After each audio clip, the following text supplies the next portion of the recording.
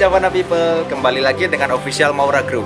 Kali ini kita akan kembali dengan update progres pembangunan Maura Garden Javana di tahap 2, di mana sudah mulai melakukan pekerjaan pemasukan PLN dan juga PDAM. Nah, untuk itu mari kita terus videonya. Jangan lupa share, comment, like, and subscribe.